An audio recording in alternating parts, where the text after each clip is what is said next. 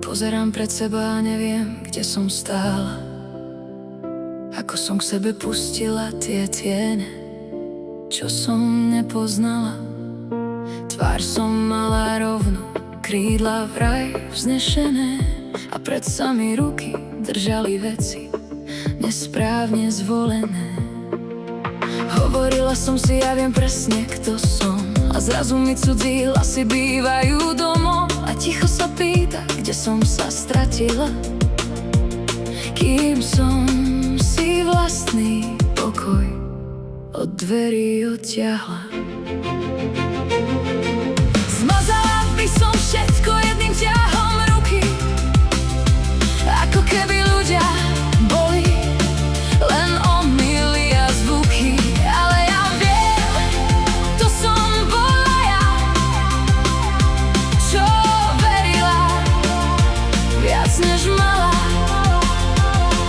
Mali tváre ako istota, čo neboli, a ja som im otvorila dvere bez kontroly. Každé ver mi znelo ako pravda v tme, až kým som nevidela, že to nepatrí mne. A už sa nepýtam, prečo som to dovolila, len viem, že som sa späť k sebe vracala.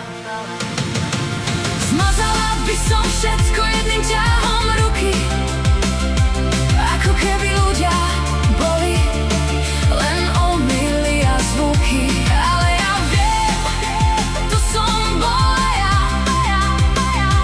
čo verila viac než mala.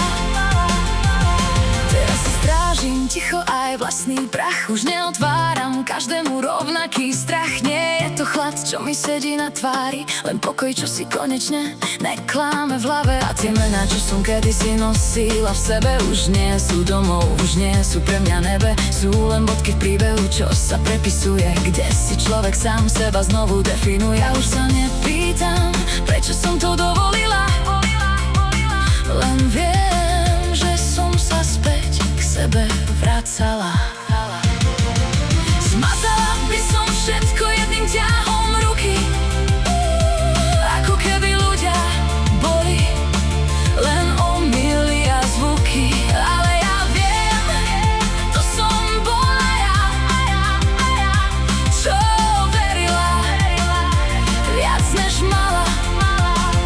A možno to nebola strata, ale test, či viem, kedy áno a kedy je dosť bez. Či viem sa postaviť späť do vlastnej kože, bez toho, čo ma ťahá, bez toho, čo môže. A dnes už viem, že vznešenosť nie je múr,